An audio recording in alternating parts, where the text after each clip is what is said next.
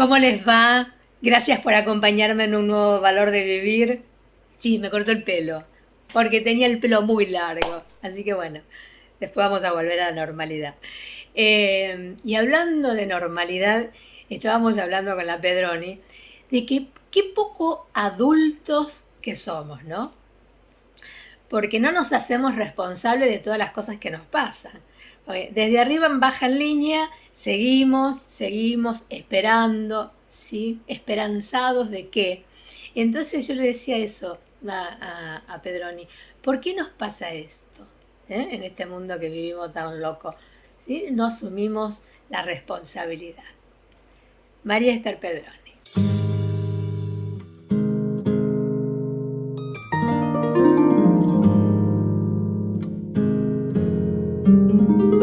La gente vive tan metida en la vorágine que no tiene media hora para sentarse y razonar, para meterse para adentro, para pensar cómo estoy viviendo, qué estoy haciendo, por qué las cosas salen así. Claro. Entonces sale a la calle a protestar en vez de mirarse para adentro qué estoy haciendo yo para que esto pase.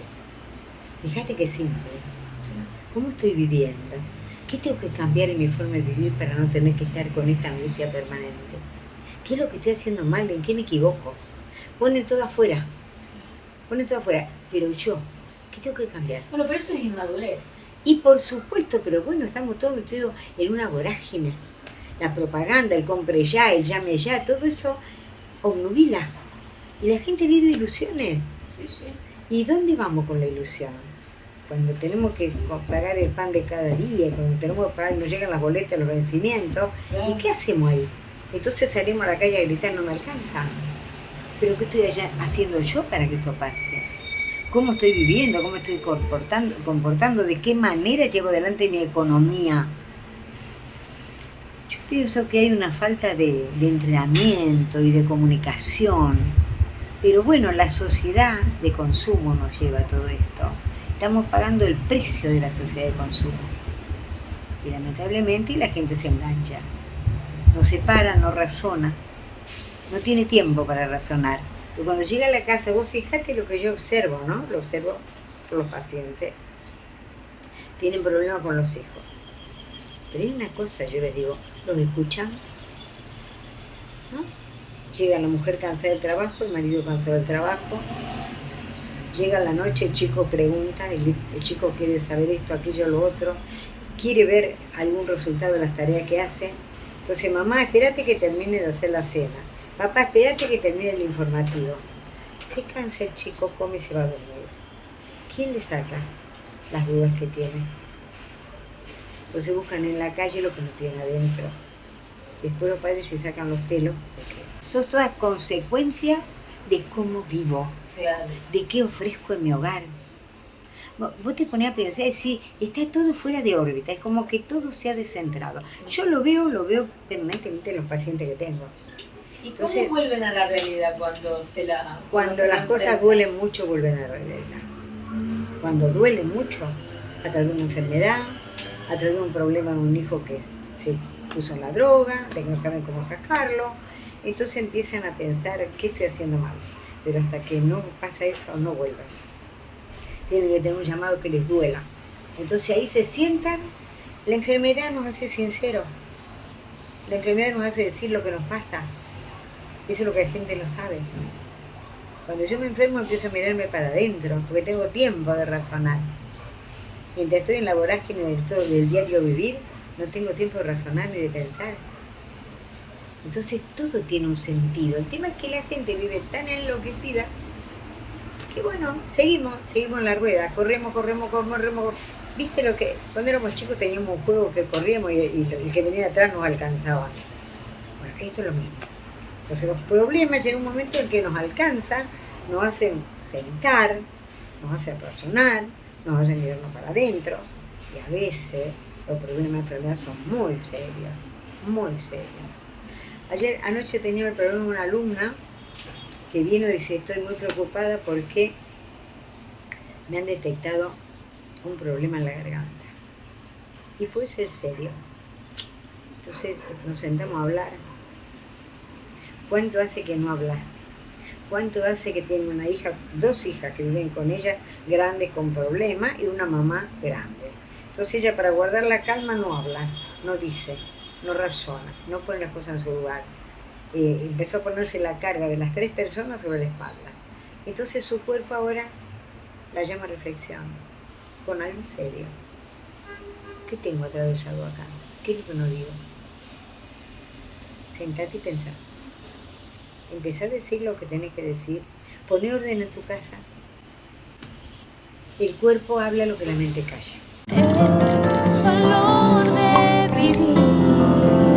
Muchas mujeres se interesaron por este tema, que es, ¿sí?, la diabetes y el embarazo. Bueno, acá lo tenés al médico, al doctor Motura.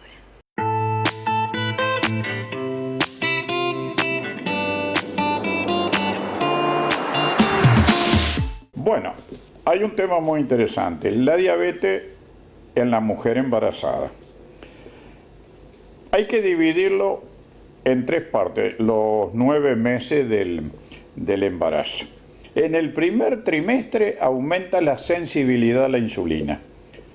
Por lo tanto, la embarazada, si está haciéndose insulina, le baja mucho el azúcar. Por lo tanto, se considera que más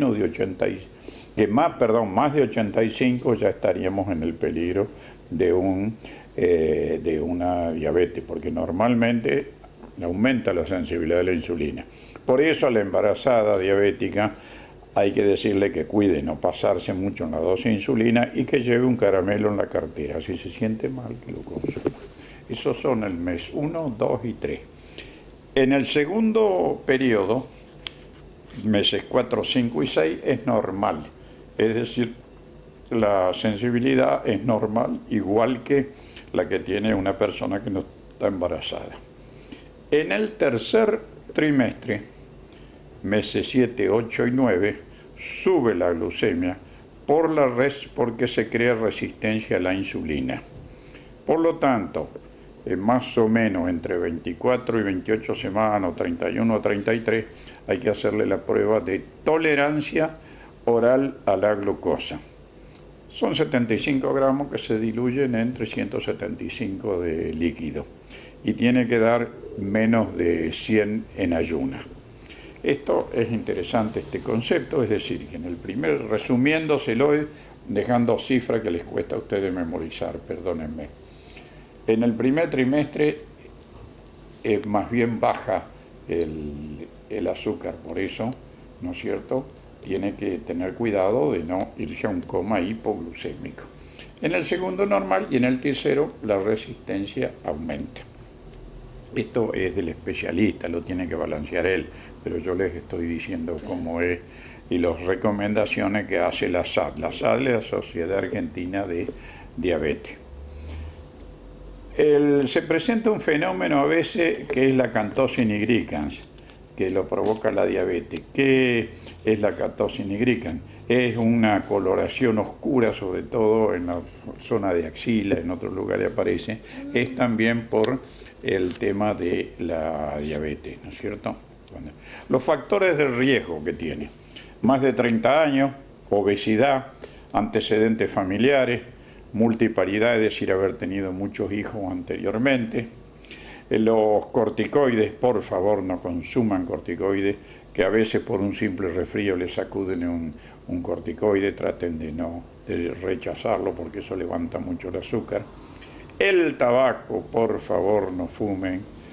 El alcohol debe ser totalmente eliminado. La preeclampsia, es decir, cuando hay antecedentes de que ha habido problemas de eclampsia anteriormente. El bebé, si tiene más de 4 kilos, nos está hablando también de un problema diabético. Y si tuvo una diabetes gestacional anterior. La diabética debe esperar lo mínimo para un nuevo embarazo 2 años, porque si no forzaríamos mucho el organismo. La insulina se puede usar, no los hipoglucemiantes orales. En los hipoglucemiantes los que se está recomendando es, en la insulina lo que se están recomendando es la NPH, la Detemir, la corriente y la Spartic. Pero decir, bueno, eso es del especialista, pero le digo de que hay que tener cuidado que no le den cualquier cosa, ¿no es cierto? Y le vuelvo a repetir, los hipoglucemias antiorales no convendrían. La insulina sí. La SAD, Sociedad Argentina de Diabetes, da el siguiente consejo, como un axioma: las diabéticas pregestacionales deben ser controladas antes, durante y después del parto. Y hay que tratar de hacer un diagnóstico temprano.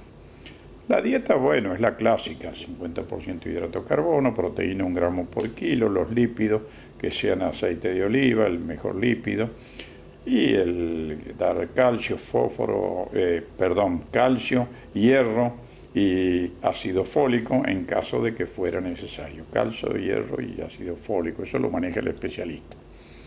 En la fitoterapia les digo lo que es beneficioso para la diabetes del embarazo. No así le estoy diciendo que lo consumo. Por ejemplo, yo doy el sarandí, higuera, salvia, amargón, pezuña de vaca, pero eso consúltenos con el especialista. En cuanto a los alimentos, el ajo es muy bueno, el consumo del ajo, la cebolla, el cardo mariano, no hay problema, la bardana, la alfalfa, todo esto la ortiga es muy buena también, ¿no es cierto? Pero yo les digo lo que es bueno para la diabetes en general.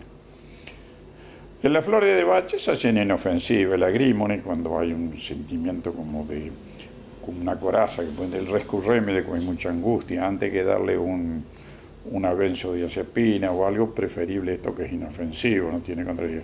El cerato, el chicory, cuando es sobreprotector al craveple para limpiar la sangre. En la homeopatía, la chimáfila andaría muy bien, el Lycopodium clavatum y la Nus vomica. El Syzygium jambolatum es otro que anda bien también en estos casos, el sena, la silicia cuando hay cuadros de infeccioso, la cofea cuando está la parte nerviosa. Y recordemos la base del tratamiento para la diabetes. Es gimnasia, estar tranquilo y la dieta. Por lo tanto, comer lo adecuado, mover el esqueleto y no calentar un que larga un biberón. Cuando charlamos con Adriana Torres, viste, siempre uno antes en las notas conversa, charla un poquito sobre cada tema. Entonces, bueno, yo le preguntaba, está bien, desde memoria celular te ayuda a saber quién sos, ¿sí? Bueno, te responde de esta manera.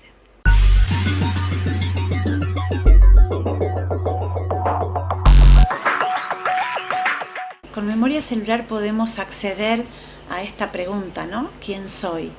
Generalmente cuando a alguien le preguntamos o se pregunta a sí misma quién soy, se identifica desde su nombre, se identifica desde su trabajo, ¿sí? Se identifica desde los hijos, desde la pareja, soy mamá, soy esposa de, soy hija de, soy vecina de, y esto realmente a veces es una forma de mirarnos que nos hace siempre estar en función del otro. Y la pregunta ¿quién soy? Es una pregunta que tiene que ser mucho más profunda. Nosotros nos desarrollamos como profesionales o en un trabajo, compañeros de, hermanos de, madre de, esposa de, hija de, pero no somos ni hija de, ni esposa de, ni madre de, ni vecina de, ¿se entiende? Nosotros somos un ser que tiene una trascendencia, que tiene, a veces decimos, el ser humano, muchas corrientes lo miran al hombre como un ser biológico y desde la biología, y la responden solamente desde la biología. Pero cuando hacemos memoria celular, la persona llega a la terapia con ese cúmulo de informaciones que viene trayendo desde la etapa intrauterina, desde los años, desde lo que fue viviendo en sus experiencias y también de lo que vivieron sus ancestros. Entonces, responder a la pregunta ¿quién soy? Responde y nos exige una mirada holística, una mirada desde el ser. muchas veces la gente llega a la consulta sin saber quién es y creyendo en esa imagen que armó de sí misma, que es hija de, hermana de, madre de, esposa de, compañera de, vecina de, que tiene esta profesión, que tiene este oficio, que tiene esta actividad. Entonces, muchas veces fíjense que a alguien le pregunta, bueno, vos, y yo soy profesora, yo soy terapeuta, yo soy vendedora, y yo no soy eso, yo soy eso que soy por dentro. Entonces, la idea del taller que voy a dar el 28 de abril, es un sábado, una jornada por la tarde muy importante y muy valiosa, nos va a ayudar a poder dar esa mirada por dentro y para también encontrarnos dentro de nosotros mismos, no solamente desde el conflicto, porque muchas veces la gente dice, tengo que ir a hacer memoria celular porque tengo tal conflicto, pero también puedo hacer memoria celular no por el conflicto, sino también porque quiero resurgir todo eso que mis células saben que tengo, porque a veces hay gente que dice, mira, yo no tuve grandes problemas en mi infancia, no tuve grandes problemas, pero me encuentro hoy en esta situación. ¿Por qué puede venir? Si mi mamá y mi papá tuve todo bien, tuve una infancia buena, ¿y por qué me pasa esto? Puede que estemos repitiendo modelos y a veces el haber tenido registros de cosas buenas es sumamente importante. Y a veces hay personas que vienen con que tienen todos los registros malos, ¿sí? Hace poco llegó una paciente que me dice, mira, mi vida es todo un desastre. Y yo le digo, ¿todo un desastre? ¿Cuántos años tenés? 65 años. Y le digo, a ver, con 65 años, si estás parada, estás de pie y me estás planteando esto, toda tu vida no fue un desastre. Lo que es que registramos más lo negativo que lo positivo. Y todos los seres humanos tendremos esta tendencia. Entonces, lo primero que trabajé con ella es enseñarle recursos desde memoria celular para que saque los registros buenos que también tiene guardado. Porque el ser humano es el único que no sobrevive si no recibió amor. Entonces, si no recibió cuidados. Y que el cuidado es amor. Algunos padres lo saben demostrar con el afecto, con las caricias, otros dándole de comer en exceso, otros dándole pero el amor estuvo, el cuidado estuvo. Lo que no pudo la persona es registrar esos momentos buenos porque hubo momentos negativos, ¿sí?, que fueron influenciando en forma negativa y se anteponían a todo lo lindo. Esta señora, después de un mes al mes que había venido, viene a la segunda y dice, vos sabés una cosa, empecé a darme cuenta que registré un momento en donde mi mamá me daba un abrazo, empecé a registrar momentos lindos, que son los momentos que también nos dan el sustento de nuestra vida. Los invito a este taller maravilloso para que puedas responder quién sos desde lo que saben tus células de vos. Management y liderazgo. ¿Qué título para el coronel Pisolito? Pero esto tiene un trasfondo, este título tiene un trasfondo pero tenés que escuchar porque es muy importante lo que va a decir hoy. Y acordate que el 4, ¿sí?, de mayo a las 19 horas, en Córdoba 2965, viene a dar la conferencia sobre narcotráfico e inseguridad. Todas las voces, todas, del coronel Pisolito. Todas las voces, todas las manos, todas las voces, todas las manos, toda la sangre puede. ¿Qué tal? Buen día, Cecilia. ¿Cómo andás vos y toda tu audiencia rosarina? Como verás, hemos sacado el globo terráqueo y hemos puesto esto. ¿Qué es esto? Es un anteojo binocular de campaña, es un instrumento que nos permite ver lejos. ¿Qué queremos simbolizar con él? Toda organización humana, civil o militar, necesita ver lejos. Ante ello se han diseñado dos grandes estilos. Uno es el estilo del management, el estilo de los CEOs, es el estilo del señor presidente y de su gabinete. Es una ciencia que se estudia en grandes institutos civiles, que básicamente busca maximizar las ganancias y minimizar las pérdidas. Es decir, que el costo es un tema central en esta escuela de conducción. Por el contrario, la otra escuela, que tiene su origen en la guerra, en la historia militar, es la del liderazgo, y que tiene dos grandes finalidades. La primera es cumplir con una misión, al costo que sea. Ahí vemos que el costo pasa a un segundo plano. Y el segundo es el bienestar de nuestros subordinados. ¿Dónde se enseña esto? Bueno, esta escuela de liderazgo se enseña en nuestros institutos militares, sean de la Armada, del Ejército, nuestra Fuerza Aérea, también en nuestros liceos militares. ¿Por qué hago esta introducción, Cecilia? Porque, bueno, el día de ayer nos tocó, a los que nos interesa el tema, seguir la interpelación al señor Ministro de Defensa en la Cámara de Diputados ante la comisión que investiga las causas de la desaparición del submarino San Juan, donde también estaban presentes los deudos, los familiares de sus 44 tripulantes. También, días atrás, tomamos noticia a partir de la prensa que el ex jefe de la Armada, el señor almirante Ruhr, sostiene que él no sabía, desconocía el estado de deterioro que tenía el ARA San Juan y que si lo hubiera sabido no hubiera ordenado que éste navegara. Bueno, estas dos expresiones del señor ministro en su rol de control civil de la Fuerza Armada y del almirante, control militar de una importante fuerza como nuestra Armada, se inscriben, a mi criterio, en la primera escuela, que es la escuela del management, que tiene su marketing, que nos viene a decir que ellos hicieron todo bien, que hay un tema de costos, que tuvieron en cuenta y que algo salió mal. Bueno, no es la escuela que yo participo, no es la escuela que a mi criterio un conductor civil de un elemento militar tendría que tener, mucho menos un señor almirante que está preparado para la guerra. ¿Por qué digo esto? Porque cualquiera que ha pasado por un claustro militar, a los pocos días de estar en él, comprende determinadas verdades que después se transforman en los nortes de su vida. El primero, que él es responsable. Él es responsable. No significa que sea culpable. Si a mí me pasaban revistas en mi habitación y encontraban que el baño estaba sucio o que los bronces no habían sido lustrados, el responsable era yo, independientemente que mi tarea en el pelotón fuera otra.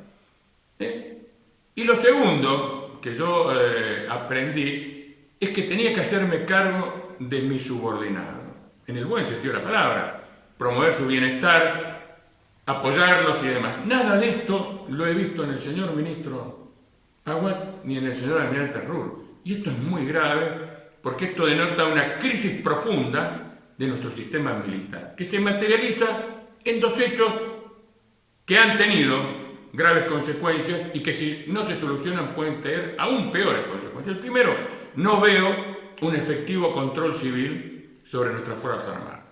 Nuestras Fuerzas Armadas, por educación, por organización, por misión, están estructuradas, están educadas para obedecer. Ergo, necesitan recibir órdenes coherentes, necesitan recibir límites, cosa que en este momento, por la incapacidad profesional y personal del señor ministro, esto no se está efectivizando. Y lo segundo, que probablemente sea más grave, es que tampoco veo una conducción militar sobre las fuerzas militares, porque no puede un señor almirante que ha sido educado durante años, que tiene todos los instrumentos a su alcance, no solamente un largavista como este, sino que tiene su estado mayor, tiene sus visitas, tiene los informes que recibe, no puede él salir a decir que desconocía lo que hacía su número 3 en enviar, según sabemos, la masa de su flota a un ejercicio que es el más importante en los últimos 20 años y no saber que uno de sus elementos fundamentales, cuál era el área de San Juan, no estaba en condición. Incluso llegado a este punto, yo creo que le convendría al señor almirante, más allá de su conocimiento o su ignorancia que es culpable, es preferible que diga sí, yo me hago responsable. Porque salir a decir que él no sabía o escucharlo a nuestro ministro balbucear explicaciones de lo inexplicable, nos llevan a un dicho que siempre me quedó grabado, que me lo decía mi abuela y que creo que viene al caso, y que decía algo muy serio y muy duro. Decía lo siguiente: cuando los que mandan pierden la vergüenza, los que obedecen pueden perder el respeto. Yo toda mi vida militar he tratado, me he equivocado muchísimas veces, he cometido muchísimos errores, pero siempre traté de no perder la vergüenza. Porque atrás mío había hombres, había mujeres, algunos más capacitados que yo, algunos no, pero que siempre vieron en mí a un líder, a un comandante que con sus defectos humanos era la persona responsable de llevarlos a un buen puerto, de llevarlos al cumplimiento de su misión, y que yo me preocupaba por su bienestar. Por eso las críticas, a veces desordenadas, recurrentes de los deudos, son muy importantes, porque justamente no solamente ellos ven que no se ha cumplido con la misión, están viendo que tampoco se tiene en cuenta el bienestar de los subordinados. Con esto termino, Cecilia. Estoy preocupado, sigo teniendo esperanza, porque estas Fuerzas Armadas, que en su seno tuvieron un general San Martín, tuvieron un almirante Brown, es bueno que lo recordemos. No me cabe duda que necesitan ser refundadas. Y para ello es imprescindible que el poder político nos tenga en cuenta, las tenga en cuenta, no como un adversario, no como un competidor, sino como la última razón de la propia existencia del Estado. Esto es mi mensaje de hoy. Cecilia, espero que le sirva a vos y a toda tu audiencia. Nos estaremos viendo el 4 de mayo allá en tu querida Rosario y podremos explicar esto en forma mucho más detallada. Que Dios los bendiga a todos y un beso para vos. Chau, chau. Valor de vivir. Narcotráfico e inseguridad. Se presentará la segunda edición del libro a cargo del coronel retirado Carlos Pisolito, donde aborda cómo se puede combatir y contener el narcotráfico, tomando como modelo lo realizado por nuestros cascos azules en Haití. Viernes 4 de mayo, 19 horas, Centro de Especialización Laboral, Córdoba 2965. Yo siempre vuelvo, y vos me vas a decir que soy cansadora, vuelvo a los 90 y a la globalización, ¿no? Cómo se fue partiendo todo y cómo se fue, la sociedad cómo se fue desculturizando, hasta en la comida. Porque vos te acordás que tus abuelos o tus padres, tu mamá, qué sé yo, preparaba una comida exquisita, elaboraba unos platos, porque era primer plato, segundo plato, postre y todo hecho, ¿sí? Por tu abuela, por tu mamá. ¿Y a vos te caía mal? No te caía mal, porque eran cosas naturales, ¿sí? Vino esta maldita globalización y los alimentos son un desastre. Y te pones mal, porque los alimentos te dan alergia, ¿verdad? No podés comer cosas enlatadas, todo lo químico. Entonces, y nos enfermamos. Entonces, esto es un desastre. De este tema, hoy voy a hablar con Carlos Chesta, médico ayurvédico. Entonces, ¿cómo volvemos a las raíces, ¿sí? A una comida sana a través de la medicina y de la comida ayurvédica?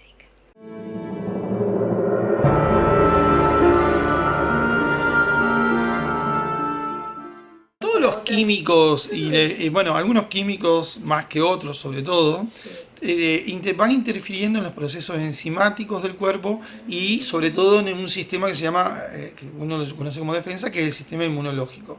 Lo van alterando y van produciendo como si fuera una especie de... Primero hay como tendencia a tener alergia. La persona con el sistema inmunológico empieza a estar mal, empieza o a repetir alergias desde la niñez que habían desaparecido, o a tener nuevos brotes alérgicos. Ese es el primer signo de cuando el sistema inmunológico empieza a alterarse, que tiene mucho que ver con los químicos. Hay muchos químicos que lo alteran. Y no necesariamente, pero quiero decir en general, por ejemplo, los enlatados tienen un producto que se llaman sulfitos, las latas. Los desodorantes, estos que tienen parabenos, también son estimulantes estrogénicos.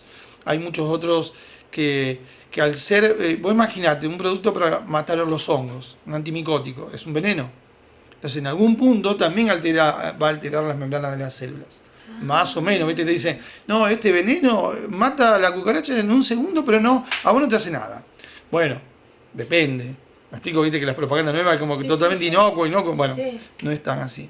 Entonces todos esos químicos van alterando el sistema inmunológico. Primero aparecen las alergias, como si fueran alergias, uno se empieza a brotar, empieza a tener reacciones como que antes no tenía los metales, al reloj, al nylon puede ser también. Empieza a tener problemas con los calzoncillos, los slip o las bombachas que tienen nylon, entonces uno dice, uy, empieza a irritar donde me tengo el elástico. Bueno, esos son todos signos. El posterior, si esto sigue avanzando, es que el sistema inmunológico es como que se empieza a bloquear. Entonces esa es la peor fase, la más complicada, pero eso lleva años. Por eso cuando uno empieza a ver que el cuerpo empieza a brotarse o estar mal, o la digestión, por ejemplo, lo primero que aparece antes de las alergias es que el intestino empieza a inflamarse.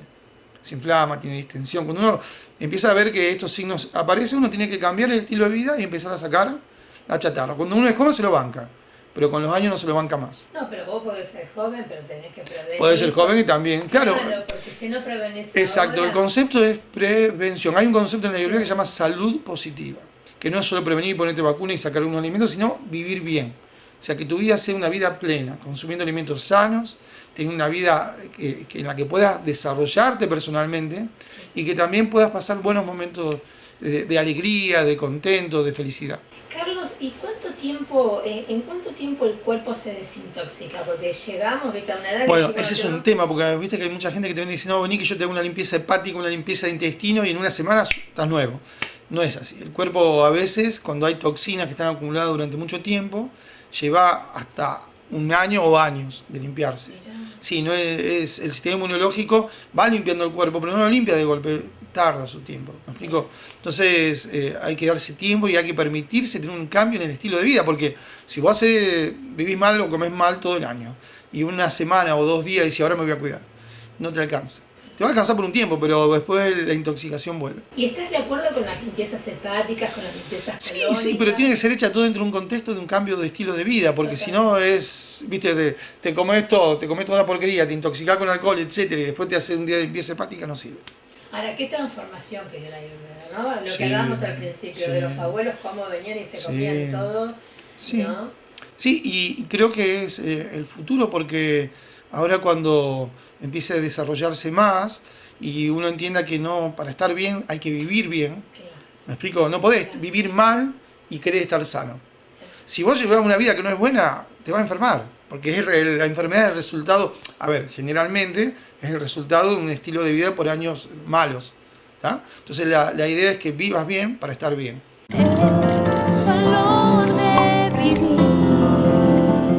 Vino fascinada del Congreso de Tarot, así que está chochísima, vino con mucho conocimiento que después lo va a emplear en vos si vas a ir. Así que acá la tenemos a Griselda y su paso por el tarot.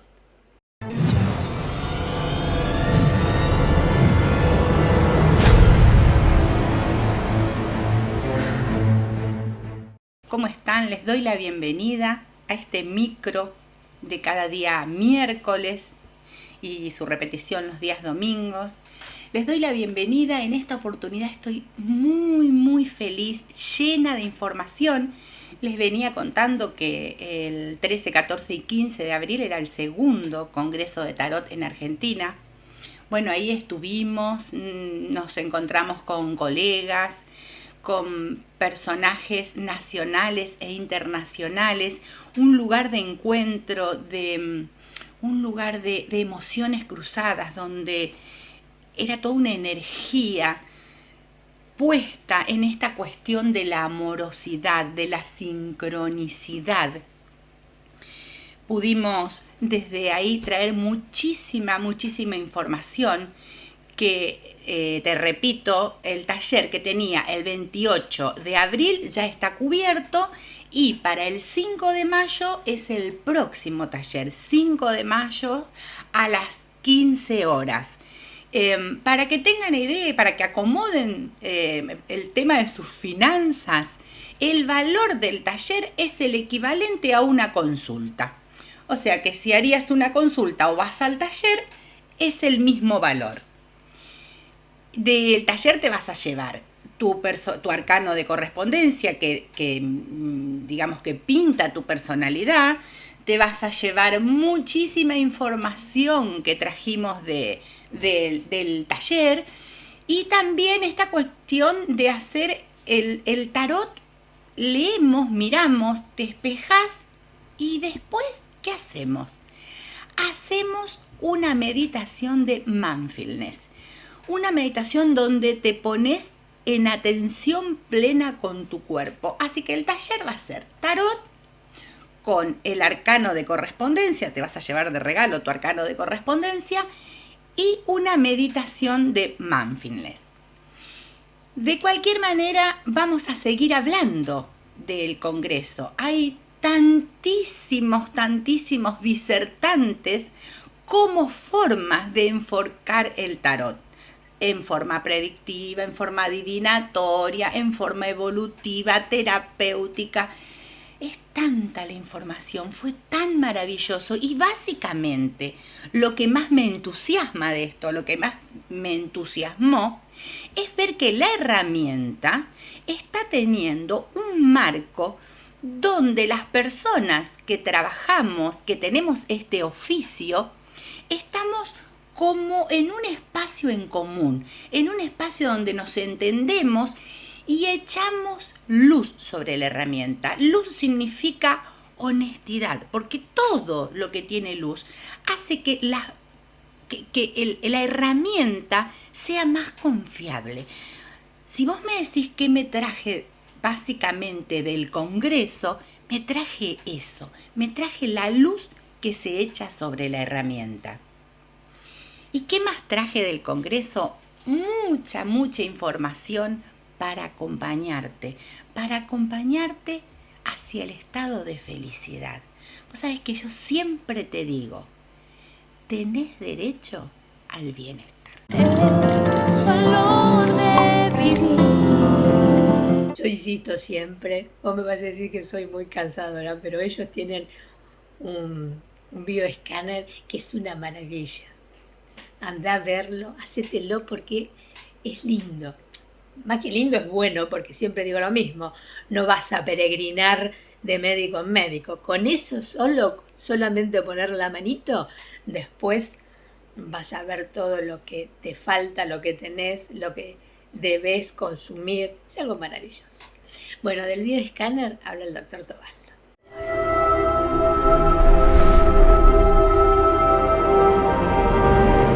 Desde la medicina biológica vos tratás terreno, no tratás el órgano. Entonces, como vos tratás el terreno, mientras estás tratando el terreno para que se den las condiciones para que ese órgano pueda ser revitalizado, vos tenés todo el tiempo habido por haber para tratar el causal emocional, vibracional, o el conflicto, en definitiva, según Ham. Decime, ¿y con el bioescáner qué haces?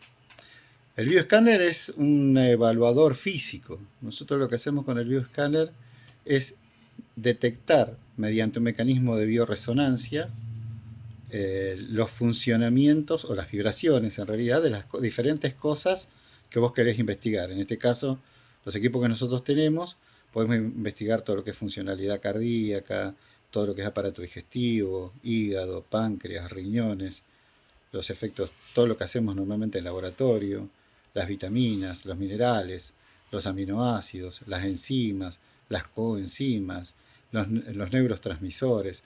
O sea, eso, cada una de esos componentes que el cuerpo tiene y cada una de las funciones que uno mide, tiene una vibración específica. Esa vibración fue estudiada por Rife en el año 30 y pico, lo que se llamó la radiofrecuencia de Rife. Esos patrones vibracionales se toman como parámetros y se miden los patrones vibracionales de la persona. Y de ahí se comparan si están en mayor o menor grado, o si están iguales, y eso me va a dar una mirada bastante clara de qué es lo que está pasando en ese momento. Es un estudio que lo que hace en definitiva es aportarle al profesional que lo lee elementos que por ahí le llevaría 3 o 4 meses darse cuenta por dónde viene la cosa. Qué maravilla, entonces te evitas que el paciente se haga distintos tipos de análisis, que vaya peregrinando en Claro, médico, lo único que tenés es un panorama claro donde yo le puedo decir, bueno, a ver, perfecto, suponte, acá hay riesgo ginecológico para la edad, porque hay alteraciones, hay las frecuencias para mastitis están alteradas, para adenoma están alteradas, para la parte hormonal, se llama discrasia, eso está alterada. Entonces le puedo dar un panorama a la persona de, bueno, vaya a su ginecólogo. Hemos visto casos donde hemos encontrado las cosas en el bioescáner, se le hicieron todos los estudios a la persona y dieron negativos, y entre los 3 a 6 meses apareció la patología. Y claro, porque la célula ya está vibrando distinto. ¿Y cómo se sienta la persona? ¿Qué hace? ¿Dónde la pones? ¿Cómo es? No, es un software. En realidad es un software donde vos te sentás con la persona, le das un elemento de contacto con el software y el software lee y tira la información. Qué maravilla. Porque es el mismo principio que una resonancia magnética, además que no la transforma en imagen, la transforma en números. Qué maravilla. ¿Y ese estudio qué tiempo de vida tiene? Es decir, bueno, perfecto. Es dinámico. Mide frecuencia. O sea, suponte, yo te mido hoy, te hago un escáner. Sí. Vos mañana chocás con el auto y te lo mido pasado mañana, la diferencia es terrible. ¿Por qué? Porque la vibración de la célula cambia ante un hecho concreto. Y modifica todo, absolutamente todo. Pero y al modificar todo, vos también tenés que modificar lo que esa persona después necesita, un tratamiento No, médico. siempre va a haber un parámetro de base que se va a sostener. ¿Me entendés? Siempre. Ese principio es muy importante para tener en cuenta de la dinámica que es la medicina. Qué O sea, siempre hay que ver las cosas en movimiento. Siempre hay que pensar que el paciente, que el ser humano que tenemos adelante es una persona que vive y que se enfrenta a cada segundo de su vida con situaciones distintas. Y eso va a modificar todo lo que es los elementos químicos que después determinan los cambios físicos, a los cuales las ciencias médicas le han puesto el nombre de enfermedad, que no son tales. O sea, son reacciones del cuerpo para poder solucionar cosas. ¿Y de qué manera lo medís, el paciente, tanto sea hombre o mujer, lo toma de la misma mano? ¿Cómo Eso cambia, porque tiene frecuencias distintas de vibración. ¿Y el hombre lo toma en qué mano? ¿Derecha, izquierda? Derecha, mujer izquierda. Son distintas. ¿Y por qué? ¿Cuál es la diferencia? Porque tiene que ver con las vibraciones y con los hemisferios. O sea, siempre se le hace algunas preguntas a los pacientes y ahí determinamos el tema de los hemisferios dominantes. O sea, es simple, es muy simple. O sea, bueno. Si yo le doy, tipeo y pongo todo con un nombre falso, por ejemplo, te hago un escáner a vos y lo pongo con todo de varón, todos los parámetros que tienen que ver con lo varón, me van a dar normales. No van a estar modificados para ningún lado. Y los hormonales me van a dar inexistentes. ¡Qué maravilla! ¿Entendés? ¿Y dura cuánto esa sesión? Y entre que lo acomodás, le explicás y todo, media hora más o menos. Ah, perfecto. Sí. En una hora tienen resuelto todo. Sí, nosotros en líneas generales informamos y después citamos a la consulta. O sea, tomamos eso, después hacemos un informe y citamos a la consulta la semana próxima más o menos, ya hacemos una consulta médica con el informe donde le explicamos en caso de que tenga que hacerse algún estudio o algo, o que vaya a ver a su médico y le diga que tiene tal cosa, o sea, y bueno, y si no, iniciamos tratamientos biológicos. Valor de vivir. Narcotráfico e inseguridad. Se presentará la segunda edición del libro a cargo del coronel retirado Carlos Pisolito, donde aborda cómo se puede combatir y contener el narcotráfico, tomando como modelo lo realizado por nuestros cascos azules en Haití. Viernes 4 de mayo, 19 horas, Centro de Especialización Laboral, Córdoba 2965. ¿Vos sabés lo que es el acceso a la conciencia? Realmente, a medida que uno va conversando con diferentes columnistas, bueno, va aprendiendo, nos vamos introduciendo a nuevos conocimientos, como este que te va a contar Roxy Taxone.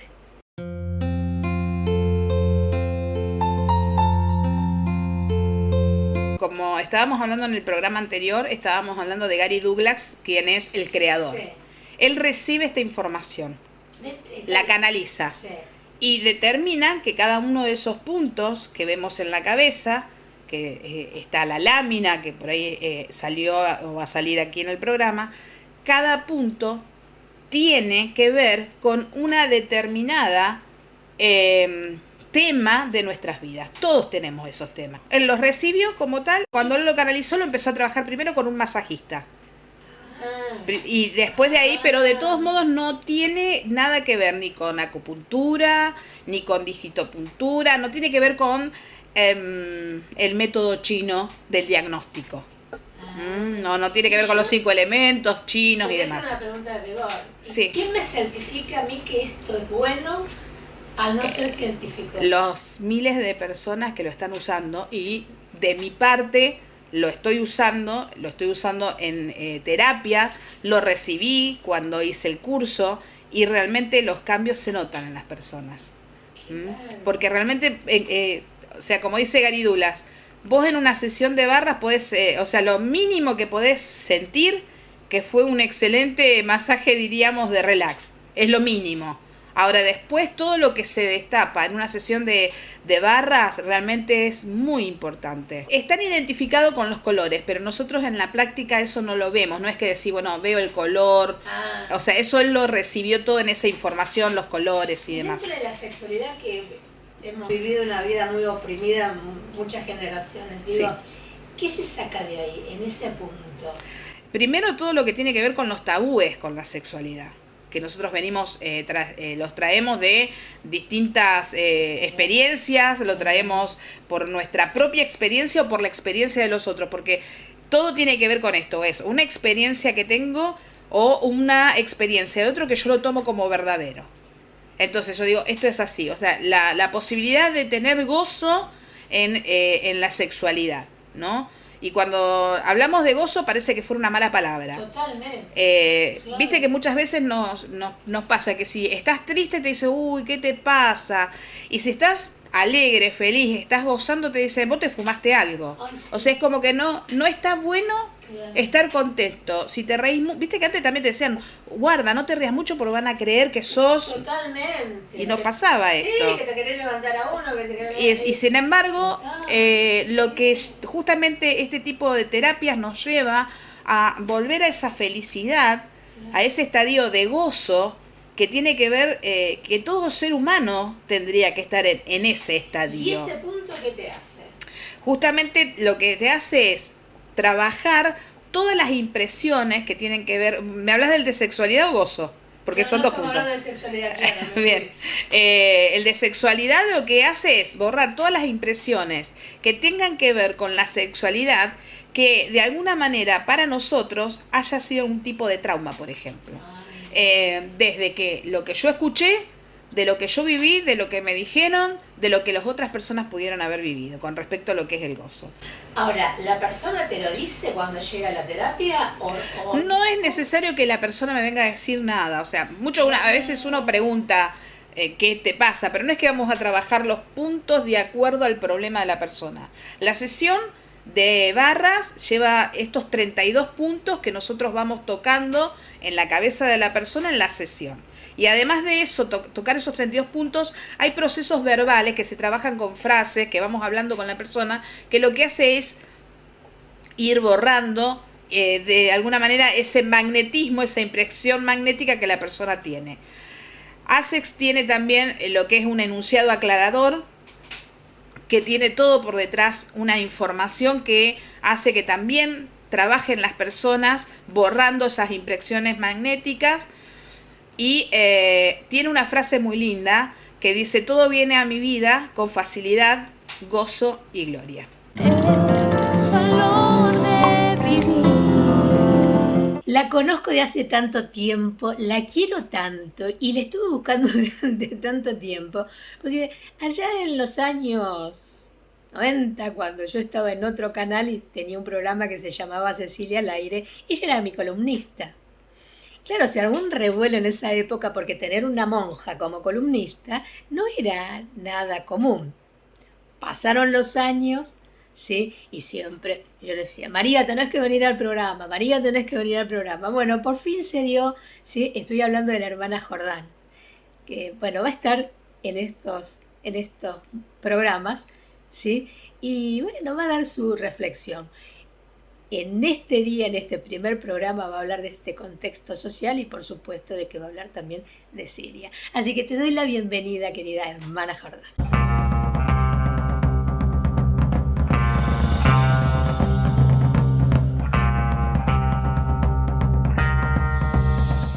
también aquí contigo, queridísima Cecilia, tanto tiempo, ¿no? Volver a tu valioso programa sobre el valor de vivir, frase que creo tenga en cierre de verdad un gran valor, porque es lo que hoy especialmente nuestra sociedad, las personas todas necesitamos tener valor.